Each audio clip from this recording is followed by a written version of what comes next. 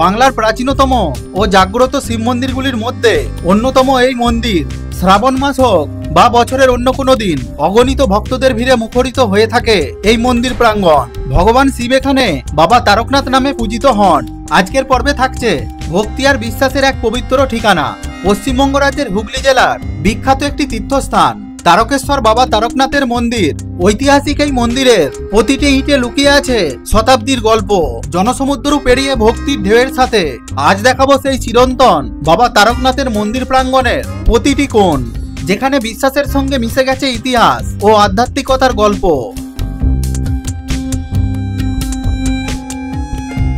নমস্কার বন্ধুরা, কেমন আছেন সবাই? বন্ধুদল ভিলেজার একটা নতুন ব্লগে আপনাদের সবাইকে স্বাগত। আজকের ব্লগ শুরু করছি হুগলি জেলার তারকেশ্বর রেলওয়ে স্টেশন থেকে।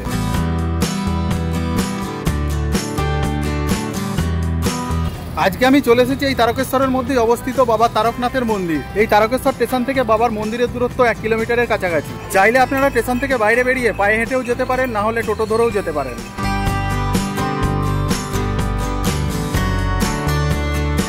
তারকেশ্বর আসার জন্য সবথেকে ভালো উপায় হলো রেলপথ। হাওড়া স্টেশন থেকে সারাদিনে অনেক ট্রেনই রয়েছে সরাসরি তারকেশ্বর আসার জন্য। এছাড়াও বর্ধমান স্টেশন থেকে মেল লাইন ধরে আসলে নামতে হবে শেওড়াফুলি স্টেশনে। এই শেওড়াফুলি স্টেশন থেকে 30-40 মিনিট অন্তর অনেক ট্রেনই রয়েছে তারকেশ্বর আসার জন্য। আর বর্ধমান কড লাইন ধরে আসতে হলে নামতে হবে কামারকুণ্ডু স্টেশনে। তারপর এই স্টেশন থেকে উপরে উঠলেই আছে তারকেশ্বর ব্রাঞ্চ লাইন। সেইখান থেকে তারকেশ্বর যাবার জন্য 30 থেকে 40 মিনিট অন্তর ট্রেন পাওয়া যাবে।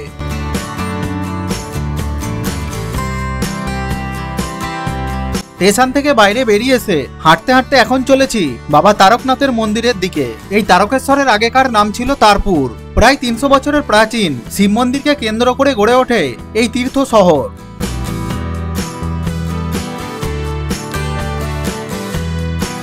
যে সকল ভক্তরা তারকেশ্বর মন্দির দর্শনে আসছেন, সময় করে অবশ্যই একবার ঘুরে আসতে পারেন ঠাকুর শ্রী রামকৃষ্ণ দেব এবং মা সারদা দেবীর স্মৃতি বিজড়িত সেই সিঙ্গুরের বিখ্যাত ডাকাতকালী মন্দির। তারকেশ্বর রেল স্টেশন থেকে হাওড়াগামী লোকাল ট্রেন ধরে 23 কিলোমিটারের পথ অতিক্রম করে নামতে হবে সিঙ্গুর স্টেশনে। তারপর স্টেশনের বাইরে থেকে অটো কিংবা টোটো ধরে খুব সহজেই পৌঁছানো যায় ডাকাতকালী মন্দির।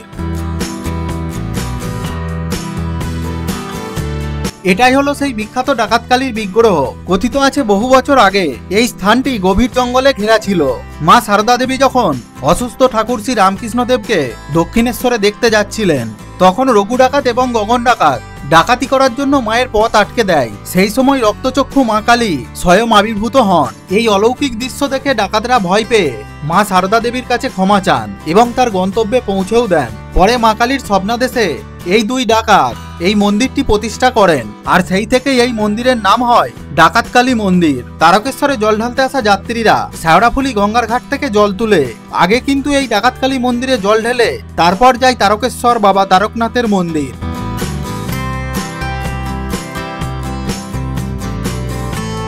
তারকেশ্বর স্টেশন থেকে এখন হাঁটতে হাঁটতে চলে আসলাম নেতাজি সুভাষচন্দ্র বসু তোরণের সামনে। এই তোরণটি শুধু তারকেশ্বরের প্রবেশদ্বার নয়, এখানকার এক পরিচিত ল্যান্ডমার্কও বটে। তাই এই তোরণের নিচ থেকেই শুরু হচ্ছে বাবা তারকনাথের মন্দির যাবার মূল রাস্তা। তোরণের দুই পাশে চোখে পড়বে অসংখ্য দোকান। ভক্তদের জন্য পোশাক আশাক থেকে শুরু করে পূজার সামগ্রী এবং প্রসাদের প্যাকেট থেকে শুরু করে বাচ্চাদের খেলনা সামগ্রী ও ইত্যাদি ইত্যাদি।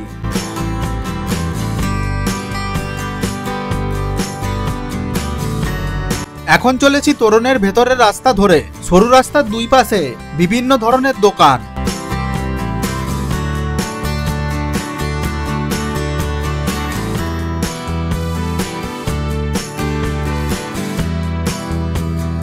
এদিকে বেশ কয়েকজন ভক্ত বাবার মন্দিরে জল ঢেলে হাতে বাঁক নিয়ে ফিরছেন। কারো পায়ে চোট, আবার কারো শরীরে ক্লান্তি, তবুও জল ঢেলে ফিরছেন তারা শুধু বাবার প্রতি অগাধ বিশ্বাস আর ভালোবাসা নিয়ে।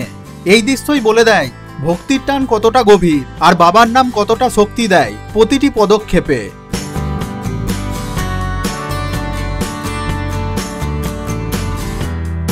সামনে এখন তারকেশ্বরের সেই প্রাচীন রাজবাড়ি।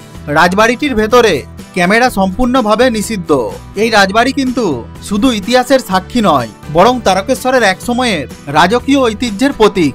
এই জায়গাটাও ভক্তদের কাছে কিন্তু এক বিশেষ আকর্ষণীয় স্থান।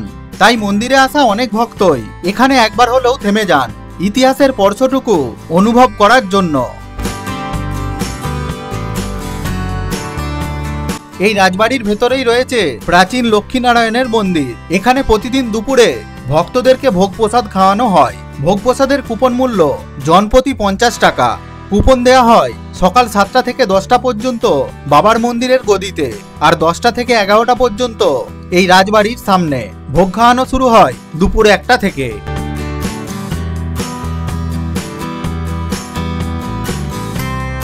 রাজবাড়ির সামনে থেকে আবারও পথ চলা শুরু করলাম বাবার মন্দিরের দিকে। চলতি পথের দুই পাশে সারি সারি দোকান, এছাড়াও রয়েছে ভক্তদের জন্য ভাত খাবার নিরামিষ হোটেল।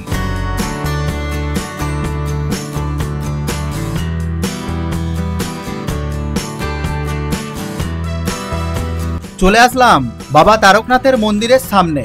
মন্দিরের প্রবেশপথেও রয়েছে পুজো দেওয়ার জন্য ডালার দোকান ও পূজার সামগ্রীর দোকান।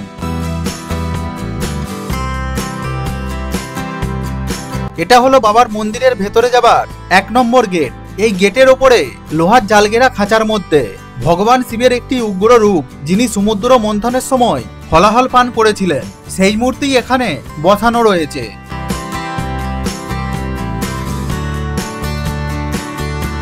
এখন প্রবেশ করলাম 1 নম্বর গেট দিয়ে মন্দির প্রাঙ্গণের ভেতরে।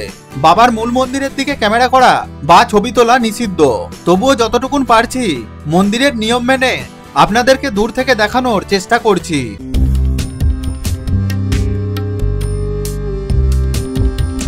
আর ভেতরে প্রবেশ করেই ডান দিকে অবস্থান করছে সুসজ্জিত নাট মন্দির।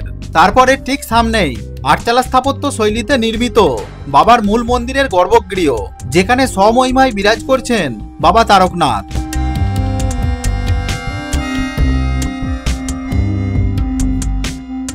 মন্দিরের উত্তর দিকেই রয়েছে সেই পবিত্র দুধ পুকুর।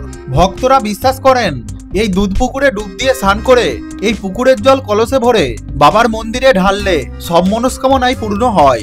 যেমন এই ভক্তদেরকেই দেখুন, এনারা এখন বাবার নাম স্মরণ করে ডুব দিচ্ছেন, এরপর কলস ভরে জল তুলে নিয়ে যাবে বাবার মন্দিরে ঢালার জন্য।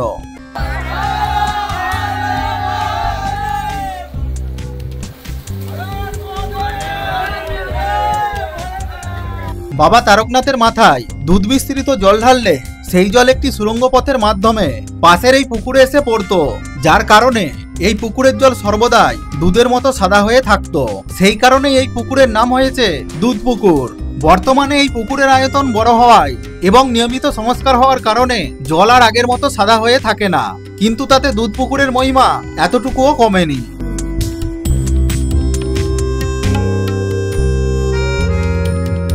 এই পুকুরের সামনের দোকানগুলিতে বিক্রি হচ্ছে বাবার মন্দিরে ঢালার জন্য দুধ এবং গঙ্গা জল। 20 টাকা থেকে শুরু করে বিভিন্ন দামেরই রয়েছে, ভক্তদের পছন্দ অনুযায়ী।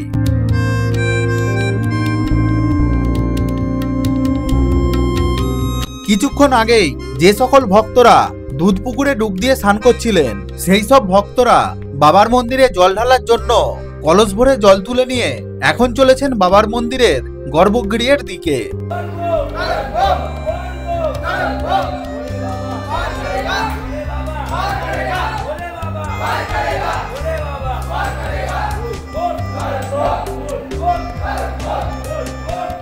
বাবার মন্দির খোলার সময়সূচি: ভক্তরা পুজো দিতে এবং জল ঢালতে পারবেন সকাল 6টা থেকে 9:30 পর্যন্ত, তারপর বেলা 11টা থেকে দুপুর 2টো পর্যন্ত।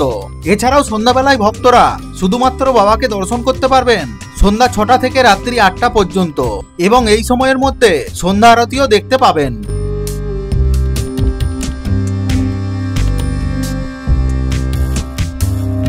ইতিহাস এবং পৌরাণিক বিশ্বাস থেকে বলা হয়, ষোড়শ শতাব্দীর শেষ দিকে হুগলি জেলার রামনগর অঞ্চলে বিষ্ণুদাস নামের এক স্থানীয় ক্ষত্রিয় রাজা রাজত্ব করতেন। রাজার ভাই ভারমল্ল ছিলেন সংসার বিভাগী যোগী। আজ যেখানে তারকেশ্বর মন্দির অবস্থিত, সেই অঞ্চলটির আগেকার নাম ছিল তারপুর এবং বন জঙ্গলে ভরা ছিল। বিষ্ণুদাসের ভাই ভারমল্ল রোজ বনে যেতেন ফলমূল ও মধু সংগ্রহ করতে।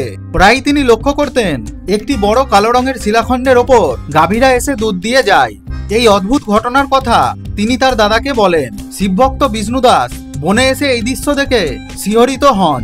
রাজা ভারমল্ল তখন ওই শিলাস্তম্ভকে শিবলিঙ্গ রূপে রামনগরে এনে প্রতিষ্ঠা করতে উদ্যোগী হলেন, কিন্তু অনেক মাটি খোঁড়ার পরেও পাথরের মূল খুঁজে পাওয়া গেল না। এরপরের জনশ্রুতি, সেই সময় কোনো এক রাতে রাজার ভাই ভারমল্ল স্বপ্ন দেখলেন স্বয়ং ভগবান শিব তাকে জানাচ্ছেন যে তিনি তারকেশ্বরের শিব, তিনি ওই বন জঙ্গল থেকে গয়া ও কাশী পর্যন্ত ছড়িয়ে আছেন।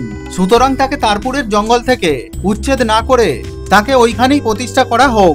এরপর স্বপ্নাদিষ্ট ভারমল্ল ও মুকুন্দরাম ঘোষ রাজার সহযোগিতায় বন জঙ্গল কেটে পরিষ্কার করে ওই তারপুরের জঙ্গলে পাথরের স্তম্ভের ওপর একটি মন্দির নির্মাণ করলেন। পরে মুকুন্দরাম ঘোষকে ভগবান শিবের সেবা ও পূজা করবার জন্য দায়িত্ব দেয়া হয়। তিনিই হলেন বাবা তারকনাথের প্রথম সেবক। রাজা বিষ্ণুদাসের মৃত্যুর পর রাজা হন ভারমল্ল। এরপর 1729 সালে রাজা ভারমল্ল এই তারকেশ্বর মন্দির প্রতিষ্ঠা করেন।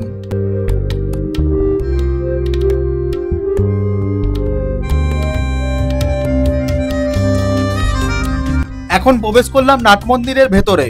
এখানে রয়েছে পাথরের দুটি ষাঁড়ের মূর্তি। ভক্তরা এখন ভক্তি ভরে এই মূর্তি দুটির উপরে জল ঢালছেন আর সেই সঙ্গে যে যার মতো করে নিজেদের মনস্কামনাও জানাচ্ছেন।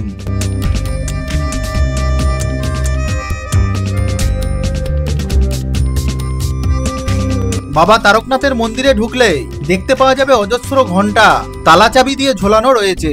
কথিত আছে বাবা তারকনাথ বাদ্যযন্ত্রের আওয়াজ ভীষণভাবে পছন্দ করেন, সেই কারণে তার সন্ধ্যা আরতির সময় ঘন্টা থেকে শুরু করে নানান রকমের কাঁসর ঘন্টা ইত্যাদি বাদ্যযন্ত্রও বাজানো হয়।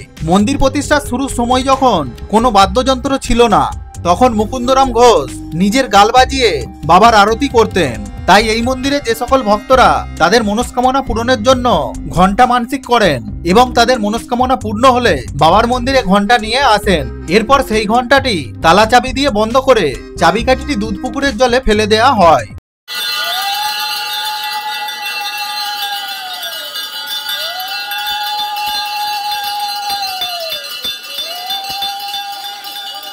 বাবা তারকনাথের মন্দির থেকে 3 নম্বর গেট দিয়ে বাইরে বেরিয়েছে আবার 4 নম্বর গেট দিয়ে ভেতরে প্রবেশ করে সামনে রয়েছে প্রাচীন একটি কালী মন্দির।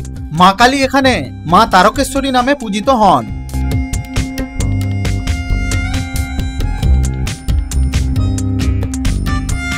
এই মন্দিরের গর্ভগৃহ বা বিগ্রহের ছবি তোলা সম্পূর্ণভাবে নিষিদ্ধ, তাই মন্দিরের বাইরের দৃশ্যটাই আপনাদের সামনে তুলে ধরলাম।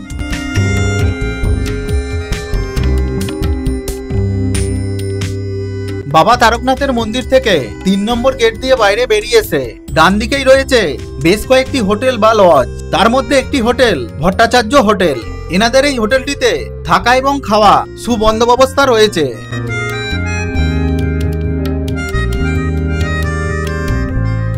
রিসেপশনে এই দাদাকে দেখছেন, এই দাদাই আমাকে এই হোটেলটি সম্বন্ধে সমস্ত তথ্য দিয়েছেন। চেক আউট টাইম সকাল 8টা। এসি রুমের ভাড়া 1500 টাকা এবং নন এসি রুমের ভাড়া 600 টাকা। প্রত্যেকটি রুমই অ্যাটাচ বাথরুম কোমোড আছে। এছাড়াও এনাদের নিজস্ব হোটেল থাকলেও বাইরের খাবার এলাও আছে এবং ডে আউটিং এরও সুযোগ সুবিধা রয়েছে। ডে আউটিং এর জন্য নন এসি রুমের ভাড়া 300 টাকা আর এসি রুমের ভাড়া 850 টাকা। তবে সিজন অনুযায়ী ঘর ভাড়া রেট কিন্তু পরিবর্তন হয়, তাই আসার আগে অবশ্যই কিন্তু ফোন করে আসবেন। এনাদের হোটেলের ফোন নম্বরটা আমি ভিডিও স্ক্রিনে দিয়ে দিলাম।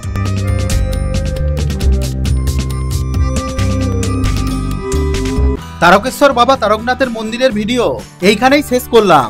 ভিডিওটি আপনাদের কেমন লাগলো আপনারা অবশ্যই কমেন্ট করে জানাবেন।